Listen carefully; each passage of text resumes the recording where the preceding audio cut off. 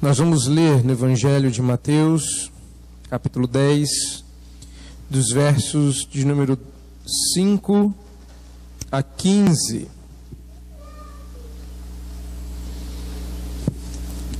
Mateus, capítulo 10, versos 5 a 15. Acompanhe na sua Bíblia a palavra do Senhor que diz: a estes 12 enviou Jesus, dando-lhes as seguintes instruções: não tomeis rumo aos gentios, nem entreis em cidade de samaritanos, mas, de preferência, procurai as ovelhas perdidas da casa de Israel. E à medida que seguirdes, pregai que está próximo o reino dos céus. Curai enfermos, ressuscitai mortos, purificai leprosos, expeli demônios. De graça recebestes, de graça dai. Não vos provereis de ouro, nem de prata, nem de cobre nos vossos cintos, nem de alforje para o caminho, nem de 2 túnicas, nem de sandálias, nem de bordão, porque digno é o trabalhador do seu alimento. E em qualquer cidade ou povoado em que entrardes, indagai quem neles é digno, e aí ficai até vos retirardes. Ao entrardes na casa, saudai-a. Se com efeito a casa for digna, venha sobre ela a vossa paz. Se porém não o for, torne para vós outros a vossa paz.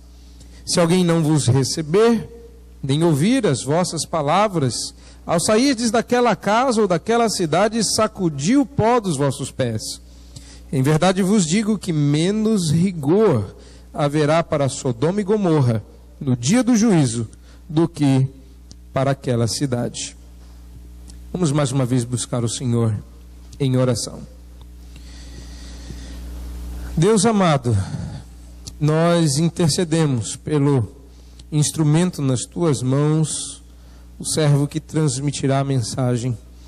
Intercedemos também por aqueles que aqui estão como terra, o Senhor os torne férteis, e a tua palavra lançada como a semente que brota e produz a 100, a 200, a 300, a 1000. Ó Deus, abençoa-nos para que o ensino desse texto encontre não só guarida no nosso coração, mas expressão prática em nossa vida. Abençoa-nos, nós te rogamos no nome de Jesus. Amém. Esse texto, à primeira vista, parece não encerrar uma grande mensagem. Jesus está sendo extremamente específico e se refere particularmente aos 12. Mas ele também tem sido alvo de muitos mal-entendidos. Afinal de contas, quando nós lemos esse texto, ficamos desanimados no começo, mas no meio oriça. Esse texto nos convida a feitos devera grandiosos. Você já reparou o que Jesus nos diz a partir do verso de número 8? A mim me parece que o evangelicalismo moderno só lê o verso 8. Porque algumas dessas coisas eles gostam de fazer. E algumas eles praticamente esquecem. Começando de trás para frente, não tem nada de graça no que eles oferecem.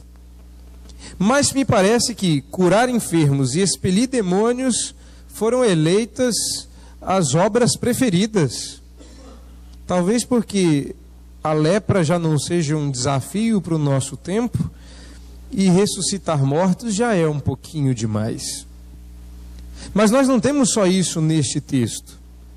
Me parece que o verso 10 vem sendo aplicado só aos membros. Os pastores mesmos, eles não querem andar sem alforje, túnica aos montes, sandália, uma mais chique que a outra.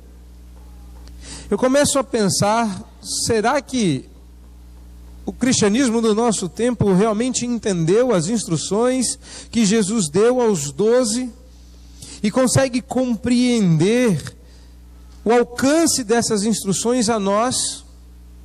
Sempre ficamos na dúvida.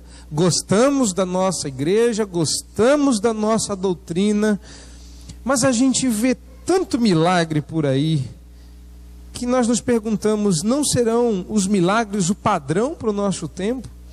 Será que não é necessário novamente ressuscitar esses dons esquecidos do passado e brilhar no escuro com exorcismos, curas, purificações as mais diversas, até que por fim uma ressurreição? Eu me lembro quando naquela tarde, e presente está alguém que não me deixará mentir, porque ele foi comigo, na verdade eu fui com ele, fui com meu pai, presente está, e nós fomos ao enterro de uma conhecida dele, onde as peças que na época ele trabalhava eram vendidas na loja dela, e ela veio a falecer, e nós fomos até aquele enterro e tivemos a infelicidade de vermos como os seus pastores reagiam na tentativa de fazê-la ressuscitar. Só faltou dizer, mas como ela não mexeu, ele não falou. Eu virei para o meu pai, não sei se ele se lembra, e disse, está dando a impressão, puxei ele aqui e falei, está dando a impressão que ele quer fazer ela ressuscitar. E meu pai muito sabiamente disse, cala a boca, menino. Serão os milagres o padrão para o nosso tempo? Será que a gente vai forçando até ver mexer, a hora que mexe a gente diz ressuscita?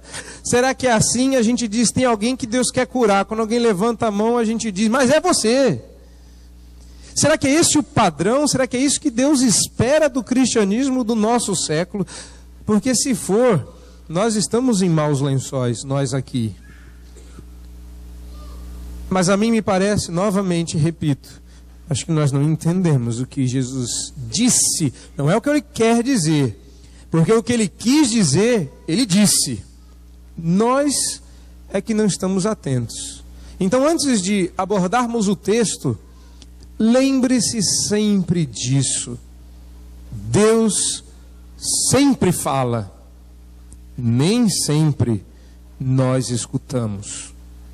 O problema não é a língua que Deus fala, é o ouvido surdo que reclama do que foi dito. O problema não está em Deus, o problema está em nós.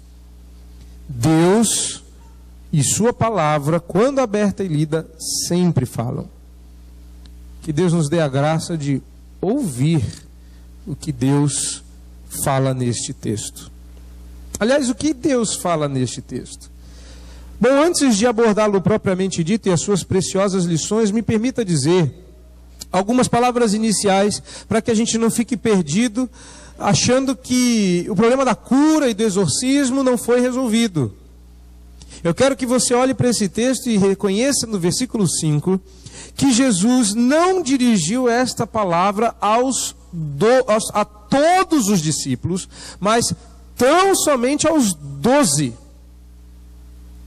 Ele não disse isso para todos, ao contrário do que fez no Sermão do Monte, pregando para a multidão, mas destacou da multidão 12. Esses 12 não eram qualquer 12, nós vimos que eram 12 muito bem organizados, em categorias muito claras, reconhecidas em todos os outros textos das Escrituras. Jesus os destaca da multidão, os ordena para o sagrado ofício do apostolado, da missão, e agora orienta como eles, os 12, devem agir. E a estes 12 enviou, dando-lhes as seguintes instruções.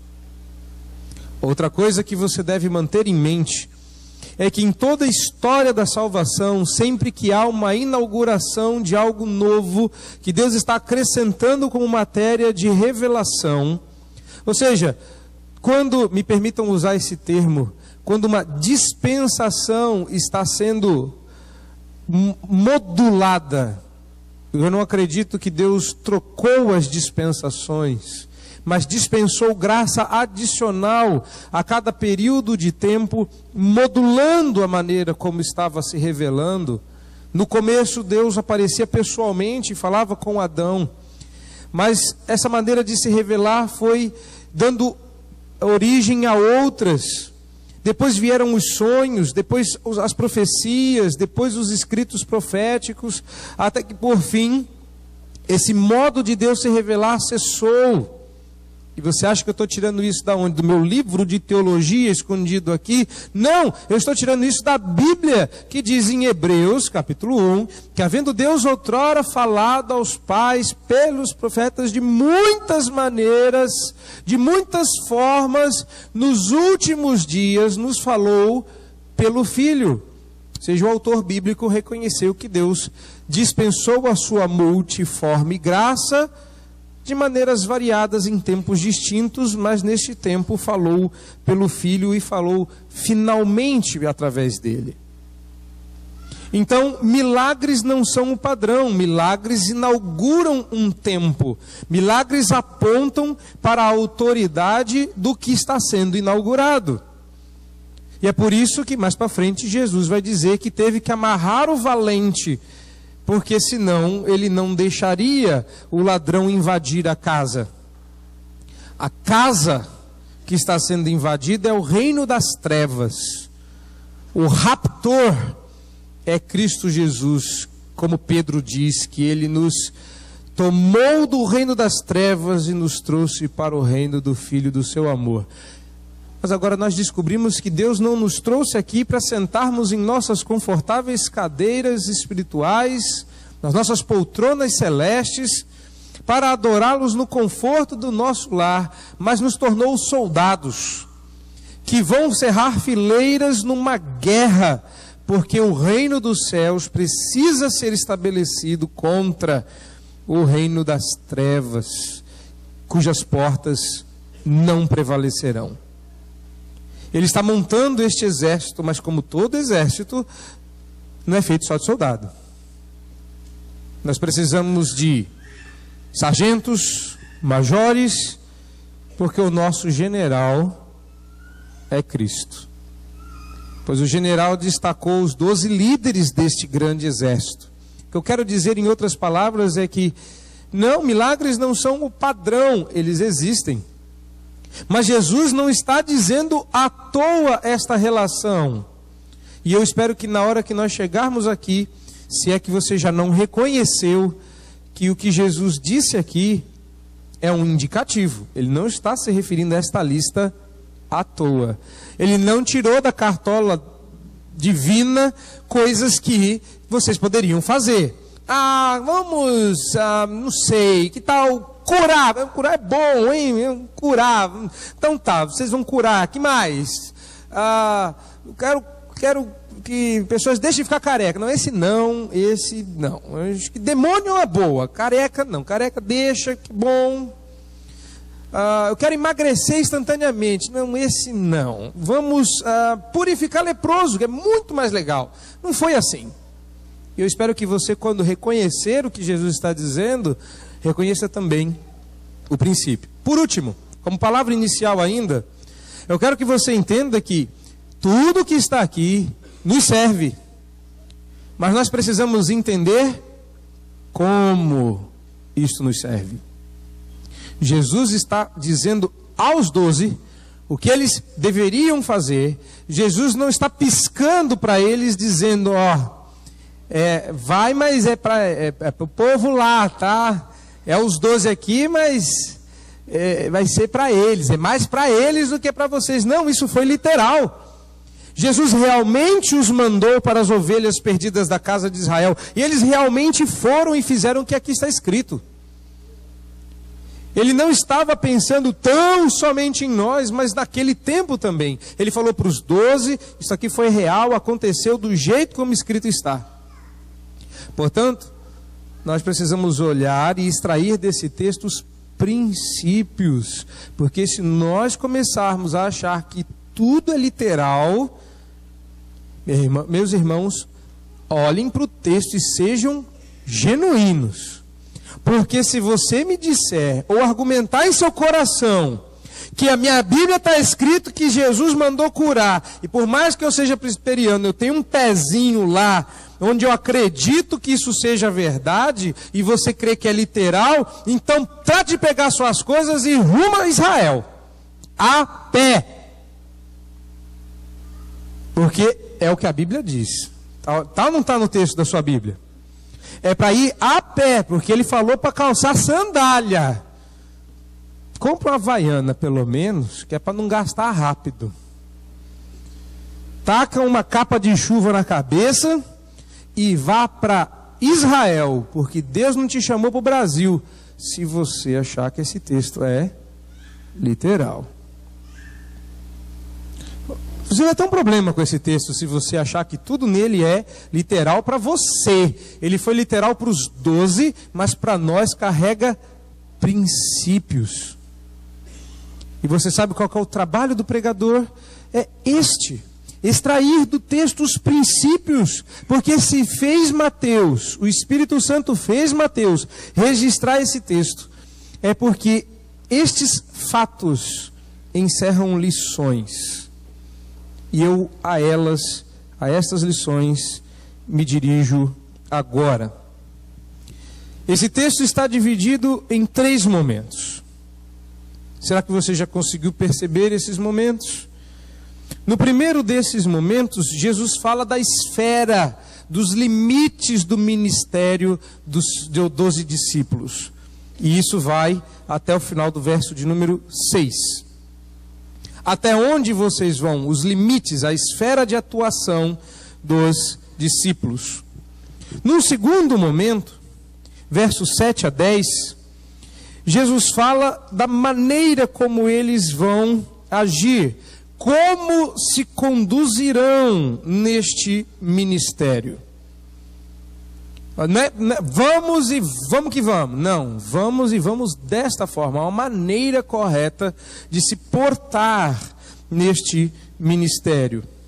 E aí você já percebeu a terceira e última divisão desse texto, que está do verso 11 ao 15, onde Jesus nos ensina a lidar com a recepção que a comunidade vai ter daquele trabalho.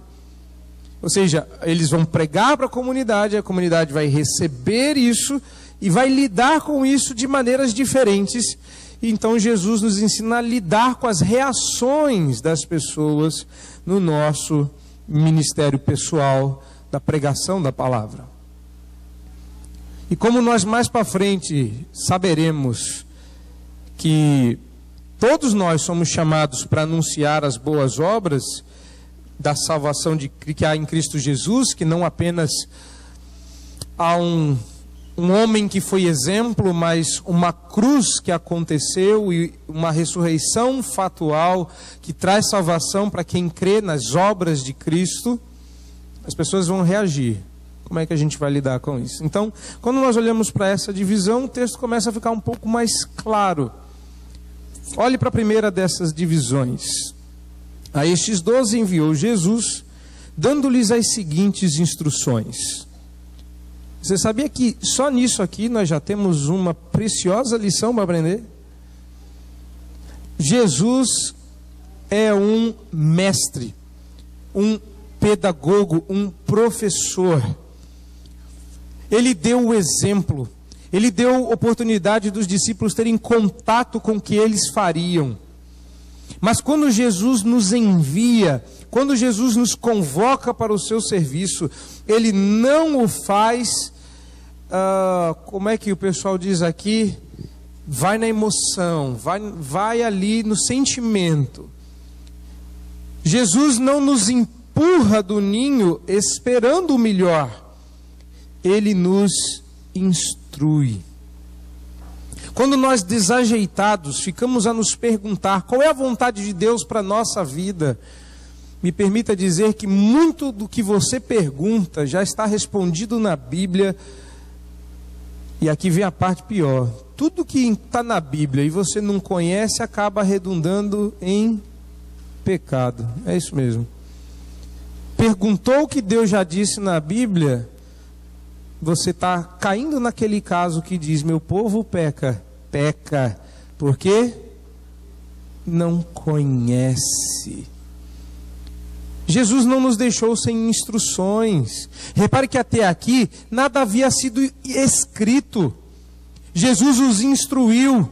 E quando ressurreto disse: eu vou, porque eu tenho que preparar-vos lugar, bateu o desespero. Vocês vão ser minhas testemunhas. Como? E como a gente vai fazer isso? Graciosamente o Espírito desce e habilita estes homens a escrever estas santas instruções. Deus não nos deixou para criar as nossas próprias regras. Ele as deu, Ele nos instrui. E nesta instrução, Ele limita o nosso escopo. Ele diz: não tomeis rumo aos gentios, nem entrei em cidade de samaritanos, mas de preferência procurai as ovelhas perdidas da casa de Israel. Antes que você se escandalize, lembre-se do comecinho do verso 6, em que Jesus não diz é só, Ele diz de preferência. Eles iriam encontrar pessoas oriundas de outras cidades. Não era para ignorar, não era para esquecer. Há um caso nos evangelhos de uma mulher cirofenícia. A impressão que dá no texto é que Jesus dá uma cotovelada nela e diz: sai para lá, mas sai curada.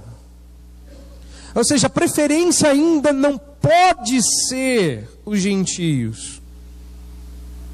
Exceto se você for um judeu convertido ao cristianismo.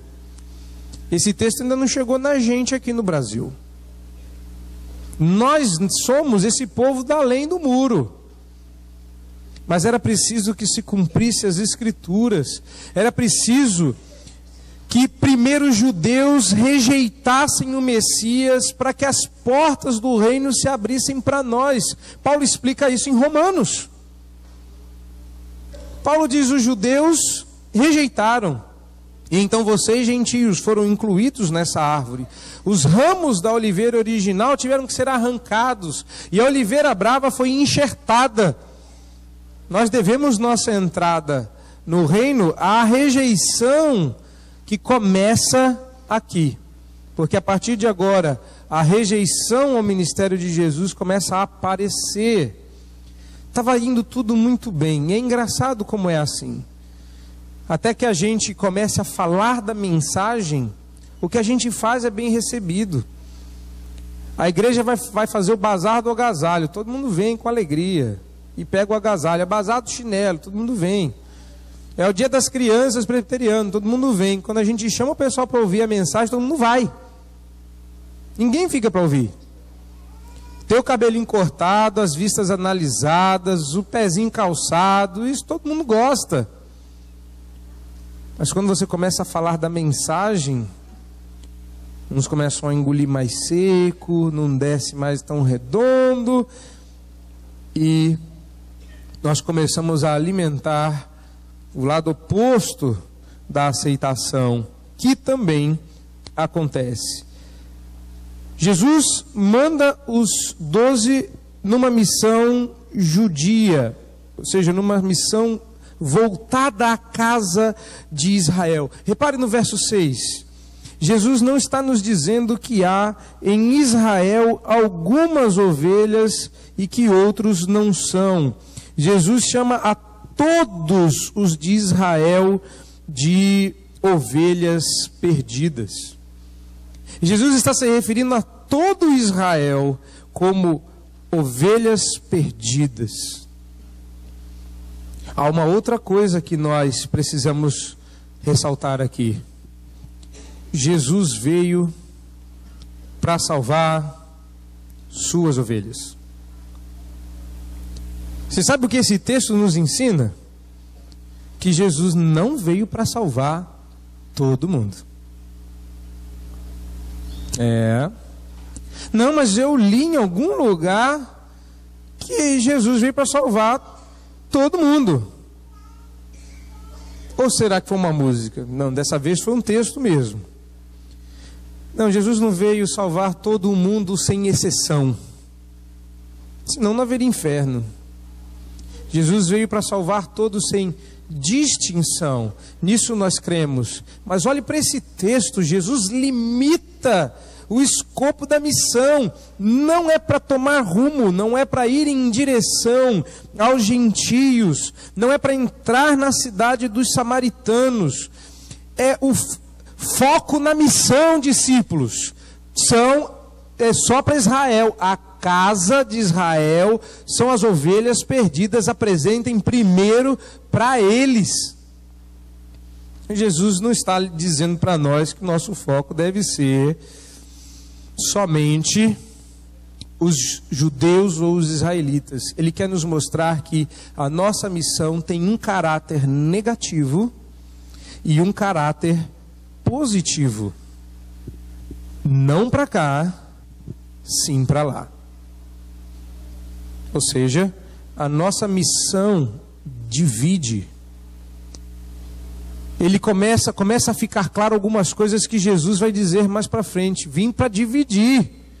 Dividir o quê? Não, o Senhor não é o mestre do amor. Não, eu vim para dividir os eleitos dos não eleitos, dos escolhidos e dos não escolhidos, para que fique claro que os eleitos não estão restritos a Israel. Antes é preciso que Israel rejeite o Evangelho, e é por isso que eu os mando para eles, para que eles se tornem indesculpáveis.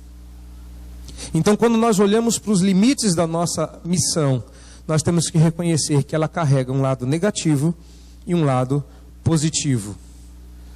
Deus não mirou a mensagem em todos. Sabe aquele dia que você vem para a igreja e fala: hoje Deus falou comigo? Muito provavelmente é porque Deus mirou a mensagem na sua cabeça. Não, ninguém me contou nada, ninguém contou nada para os pastores anteriores, é Deus falando para você. E sabe aquele dia que você veio aqui e disse: hoje Deus não falou comigo, falou com aquele que não veio? Pois é, nesse dia você estava surdo. Deus está sempre falando. Deus mirou em você, chamou você até aqui. Se você está aqui, Deus está falando com você.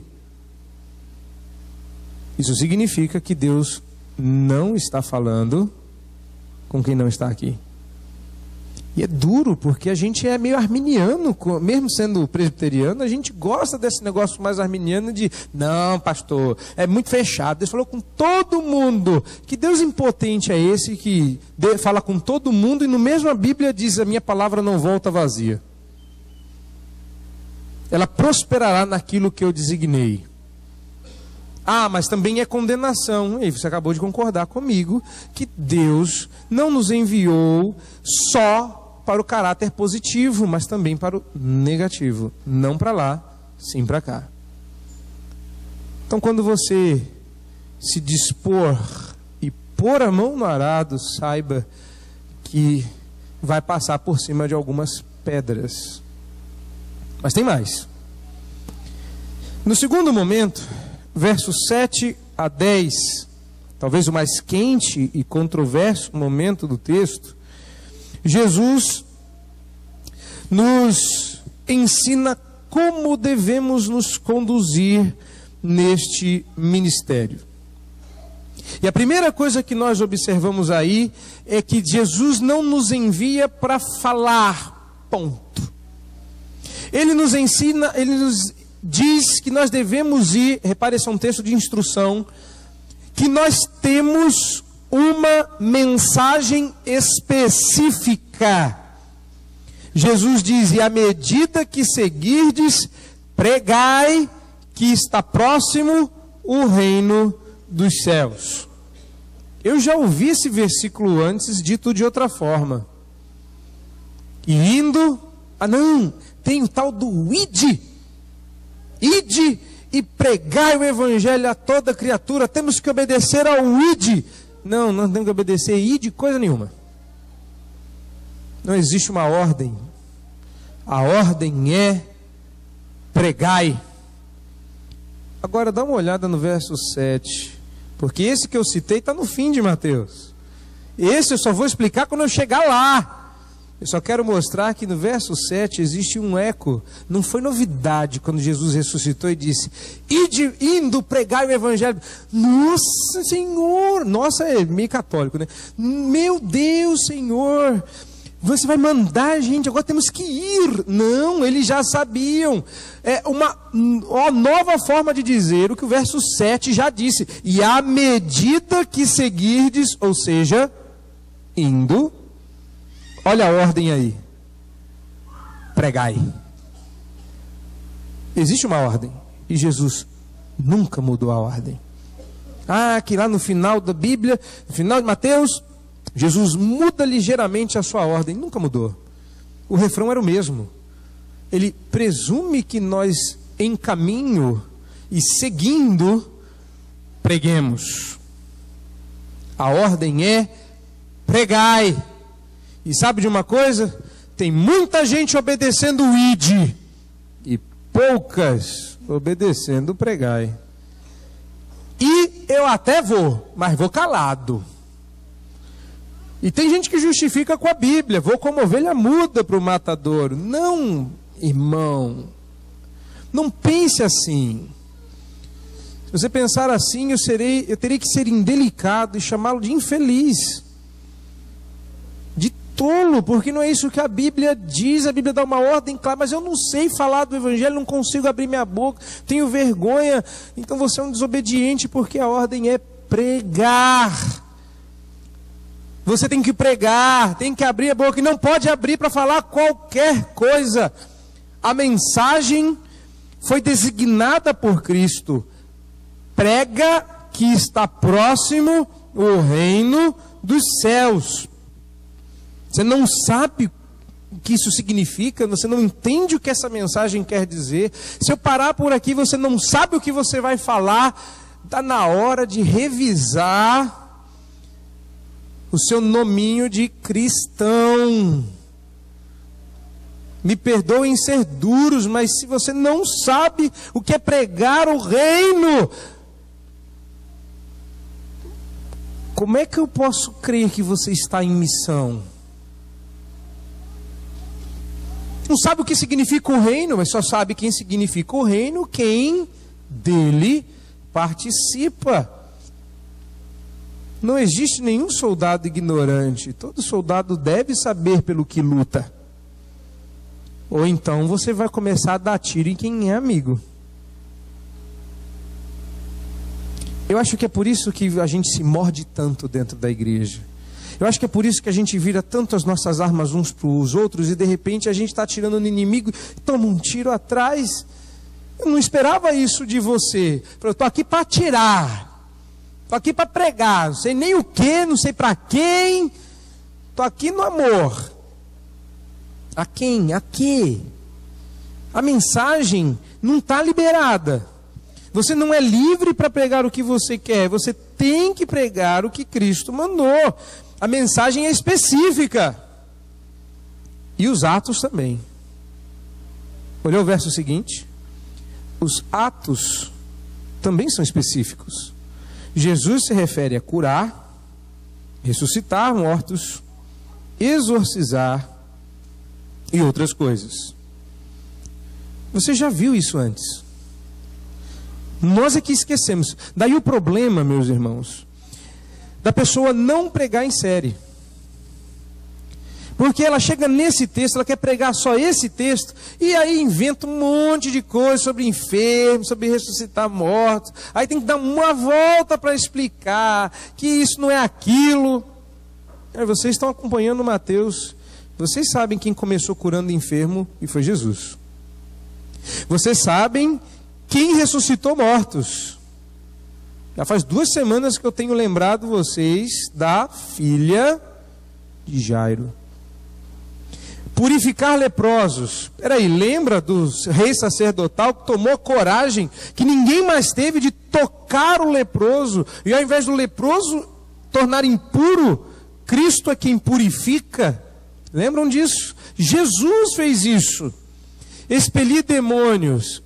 Como não se lembrar daquela cidade de Gadá, que depois de Jesus ter expelido os demônios daqueles dois malucos que andavam no cemitério, ele é que acabou expulso da cidade. Ao invés de darem uma festa para ele, ele entra no seu barco e volta para Cafarnaum. Como não se lembrar de tudo que Jesus fez e não olhar para esse texto e ver que Jesus nunca cobrou por isso, Jesus nunca impôs condição, Jesus nunca exigiu nada, Jesus graciosamente concedeu, e agora os discípulos estavam recebendo um poder semelhante para fazer o quê? Só e exatamente o que Cristo fez. Mas eu quero fazer diferente, eu quero um milagre inédito, eu quero uma coisa nova, esse negócio já está manjado demais. Não, os atos também são específicos, e embora eu particularmente não creia, e exorto você a também não crer, que isso aqui seja um convite a fazer o que está exatamente escrito, e eu já expliquei os motivos para isso. Sim, eu creio que o princípio vale. Na missão, nós temos uma mensagem que está confinada à palavra, e as nossas atitudes estão confinadas a quem nós imitamos, Cristo Jesus. Nós não precisamos, porque não devemos criar nada novo. Só existe um que é criador, e ele não é você não. Deus não quer que você crie coisa nova, Deus quer que você faça exatamente o que Cristo fez, mais nada. Mas Cristo curou. Por favor, não vamos voltar a este assunto, vamos entender qual é o princípio. Quando Jesus determina o que eles devem fazer, os discípulos entenderam. O Senhor fez primeiro e agora quer que a gente faça igual. Aí sabe quem entendeu isso aqui? Paulo. Porque Paulo vira para os seus discípulos e diz: sede, pois, imitadores de Deus, como filhos amados. É isso que vocês têm que fazer, imitar o Senhor. E essa lição ainda vale para você hoje. Nada mudou. Deus espera que na missão você o imite. E falando em imitar, olhe a dependência que esses homens deveriam ter de Deus. Verso 9 e 10. Não vos provereis de ouro, nem de prata, nem de cobre nos vossos cintos, nem de alforje para o caminho. Eram coisas que normalmente o viajor levava consigo. A bolsinha pendurada no cinto, onde ele carregava o dinheiro para que pudesse transitar nas belas e bem construídas estradas romanas. Ele precisava comprar mantimento, e aí ele colocava esses mantimentos no seu alforje, da onde ele tiraria o alimento para continuar a sua caminhada. 2 túnicas, um acidente, uma sujeira, um frio excessivo, estavam lá as túnicas. Nem sandálias, vai que estoura, vai que rasga justo. É o contrário da sua viagem de férias. Tem gente que gosta de viajar porque tem que desfazer a mala. Gosta de desfazer a mala, de botar as coisas em ordem. Tem gente que gosta de viajar para ir, cumprindo só metade da lição.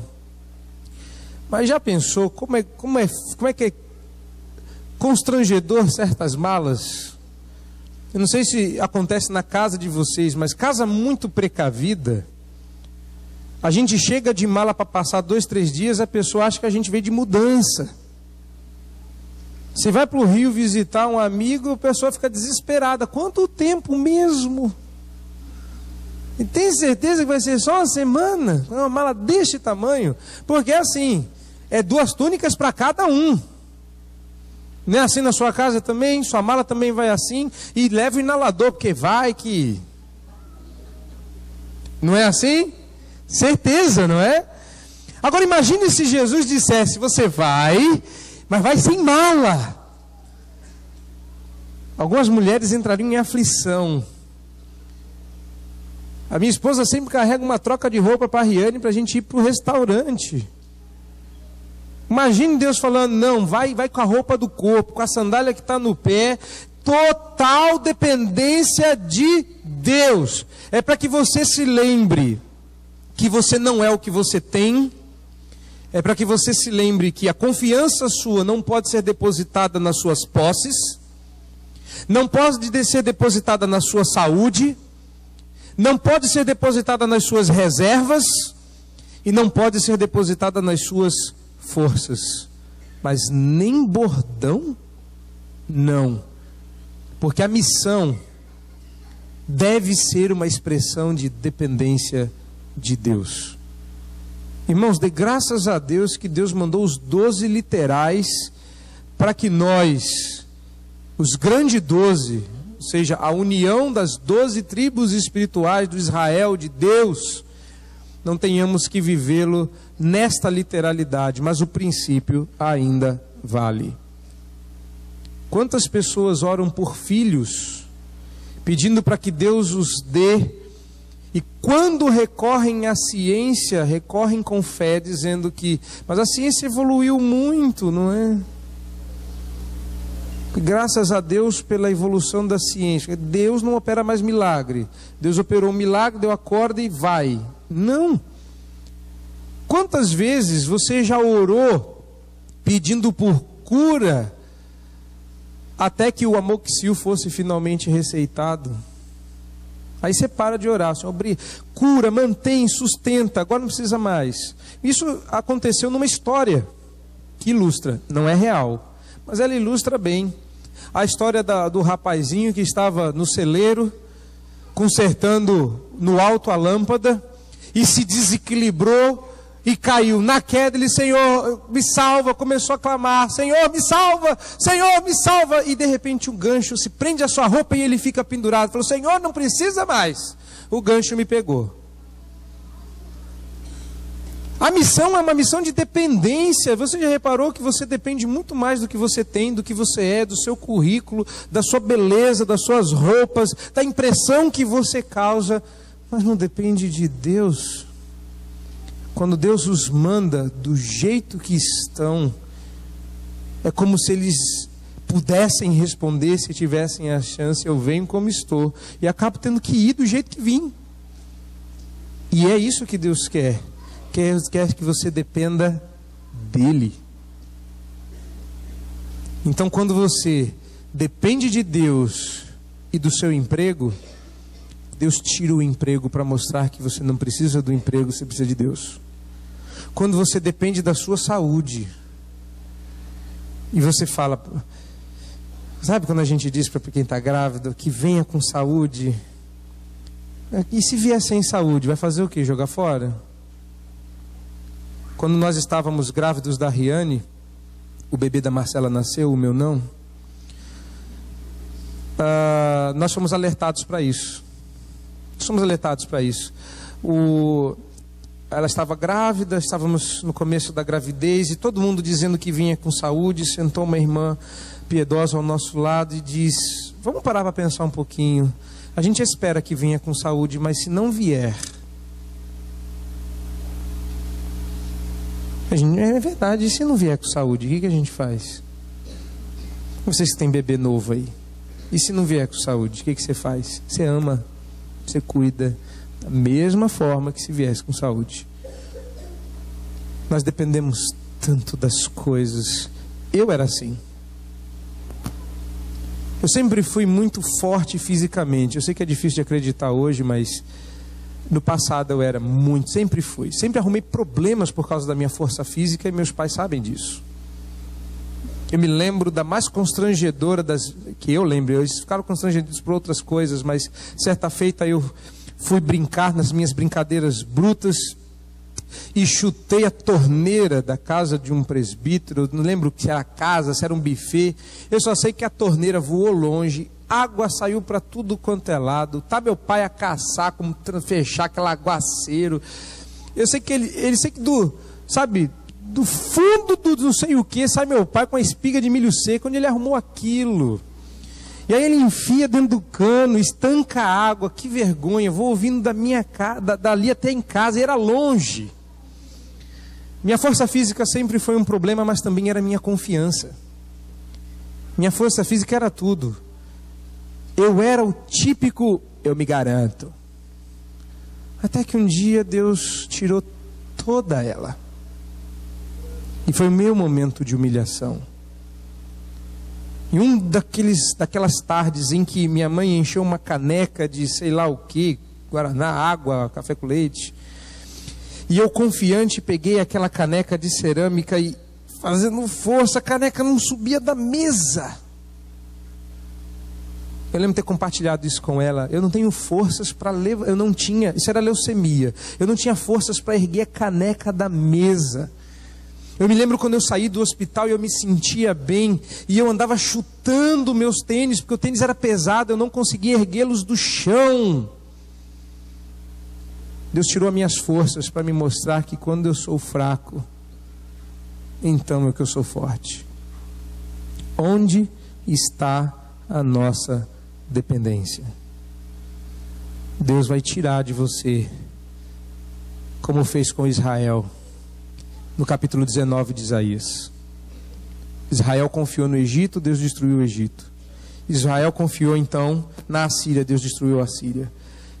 Israel apelou e começou a procurar os amorreus, Deus varreu os amorreus. Então Israel ficou desesperado e só. E aí vem Isaías e diz: confia em mim, diz o Senhor, descansa na minha mão, diz o Senhor, dependa só e inteiramente de mim. É assim que você deve se portar na missão. E você segue a missão. Versos 11 a 15. Agora, como lidar com as reações. Nós já vimos isso. Os discípulos viram isso. Mas agora Jesus torna isso teoria. Jesus agora ensina. Ele diz: em qualquer cidade ou povoado em que entrardes, indagai quem neles é digno, e aí ficai até vos retirardes. Claro, não estamos falando de dignidade espiritual. Estamos falando da possibilidade, da amizade, da abertura. E aí entra o teste. Ao entrardes na casa, saudai-a. Se com efeito a casa for digna, que venha sobre ela a vossa paz. Se porém não o for, torne para vós outros a vossa paz. Não, Jesus não está dizendo que crente só deve falar com outro, paz do Senhor. Não é isso não. Mas o que ele está dizendo é que quando nós desejamos a bênção sobre quem não a quer, a bênção volta para nós. Irmãos, pensem nisso.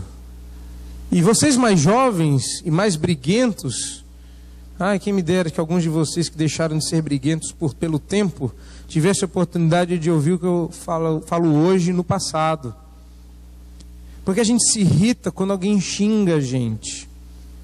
Mas lembre-se de que tudo que nos trazem é um presente. Cabe a nós aceitar e levar para casa. Porque se você não aceitar e não levar para casa, a pessoa é obrigada a levar de volta o que ela trouxe. Se é um xingamento e você aceita, você levou para casa o xingamento. Se é um presente e você aceita, você levou para casa o presente. Mas se você não aceitar, você não precisa levar. Isso volta contigo. E é exatamente este princípio que Jesus está ensinando. Impõe a paz. Se a paz não for aceita, a paz volta com você. Se a paz for aceita, a paz permanece lá. Olha lá, se alguém não vos receber, nem ouvir as vossas palavras, ao sairdes daquela casa ou daquela cidade, sacudir o pó dos vossos pés. Era um costume dos judeus bater os pés para tirar até a poeira daquele local, para não carregar nada dali. E Jesus diz: vamos usar esse bom costume para explicar espiritualmente o que está acontecendo. Você não carrega ninguém nas costas. Mas aí vem o verso 15. Em verdade vos digo que menos rigor haverá para Sodoma e Gomorra no dia do juízo do que para aquela cidade. O Evangelho é o doce aroma da salvação para aqueles que cheiram a vida, que há no Evangelho, mas também é o mau cheiro da morte para aqueles que só enxergam morte no Evangelho. A mensagem do Evangelho tem dois efeitos e nós temos que lidar com esses efeitos. E muitas vezes, como personalistas que somos, achamos que as pessoas nos rejeitam.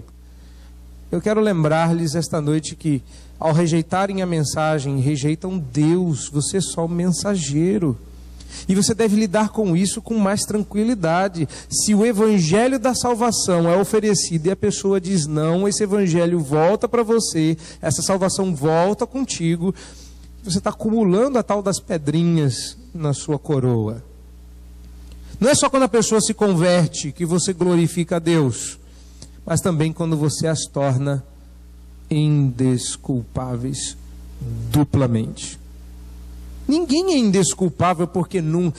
porque sempre tem um índio que nunca ouviu do evangelho no meio do mato, tadinho dele, tem que ir lá pregar para ele ter a chance, que se não tiver a chance, ele tem a chance, ele está envolto da chance, a chance está ao redor dele, a criação toda clama, somos criaturas de Deus, olha as digitais do Criador em nós, e o índio cego diz, não estou vendo. Mas quando o evangelho chega e a resposta é não, dupla, e não é honra, dupla honra, é dupla desgraça. Meus irmãos, vocês carregam uma mensagem transformadora nos lábios e no coração. O poder de tornar mais duro e amolecer o coração. Pois esta implicação eu faço a vocês aqui esta noite. Eu não prego para quem está me ouvindo na internet, eu não prego para quem vai passar essa mensagem depois, eu espero que ela sirva de bênção para todos, mas eu prego para vocês. Eu quero dizer uma coisa muito clara para todos que estão aqui, quem está dormindo, quem está acordado, quem está prestando atenção, quem não está. Domingo após domingo vocês vêm aqui e ouvem a palavra de Deus. Se vocês não se converterem, o coração não mudar, o inferno vai ser quente demais para você. Isso é muito sério. Eu não sei há quanto tempo você vem frequentando esta igreja e ouvindo essa mensagem, o seu coração permanece endurecido, sua mente cauterizada, seu comportamento nada muda. Você espera ir para onde? Ser aceito por quem? Agora lembre-se, aos que aceitam, aos que recebem, glória sobre glória. E é por isso que, embora haja grande responsabilidade em ser o pregador, há também grande bênção. Não é só peso, não é só terror. A nossa perna treme. A gente fica nervoso antes de subir aqui. E depois de quase 10 anos quase que eu não alcancei os 10, mas de quase 10 anos de ministério, eu ainda fico nervoso de pregar a palavra de Deus, por causa do peso que ela significa. Mas, quando ouvidos surdos não aceitam o bom presente da mensagem, eu volto com ela para casa, para mim. E quem ganha? Sou eu. E naquele dia que os seus ouvidos não quiseram entender e sua mente não quis receber, eu continuo ganhando. Então você tem que fazer força para receber a mensagem. Você não devia sair daqui tranquilo, sabendo que você não vai para o céu. Ou você sai daqui com certeza, ou eu não me atreveria a sair daqui. E isso não é demagogia, não é retórica barata, é sério. Se você não está em missão, você está em perdição. Você está perdido. E o que falta nos púlpitos modernos do nosso século é a coragem de subir e dizer para quem quiser ouvir aqui na internet, onde for: o Evangelho separa, o Evangelho divide os que creem e os que não creem. E a Bíblia é clara em dizer que Deus vai ser menos rigoroso com Sodoma e Gomorra. Vocês viram o que aconteceu com Sodoma e Gomorra? Nós lemos esse texto. E ele diz: minha mão pesará mais leve em Sodoma e Gomorra do que em você, que domingo após domingo, que ano após ano, ouve a mensagem do Evangelho e diz: estou de boa, quando vier o tempo eu vou me converter. Vai morrer, vai para o inferno, e você vai ver gente em Sodoma, em Gomorra, sofrendo menos que você. Eu acho que isso é motivo suficiente para você revisar sua vida espiritual com Deus. De você levantar-se e dizer: eis-me aqui, eu estou pronto para ir, eu vou debaixo da orientação, vou seguindo os seus passos, vou desejando estas bênçãos. E aí? Não quero que ninguém venha aqui à frente dizendo eu vou, não quero que ninguém fique de pé e ninguém vá. Eu quero que você vá de verdade. E à medida que for, pregue que está próximo o reino dos céus. Se o reino está em vocês, abra a sua boca e deixe o reino sair e alcançar outros ouvidos. Agora, se você não sabe o que dizer, é porque não existe nada dentro de você para ser dito. E se este é o seu caso, o que eu posso dizer mais para que você mude a sua vida, mude de ideia e diga: vamos resolver isso logo, pastor. Vamos resolver minha vida logo com Deus, ontem. Você não sabe quanto tempo você tem, ninguém sabe. E eu não estou te ameaçando de morte, eu estou te ameaçando de vida. Essa é a ameaça que eu faço todo domingo. Creia. Então creia no que vem sendo dito. Este é o Evangelho de Jesus, que morreu e ressuscitou para nossa salvação. Aleluia.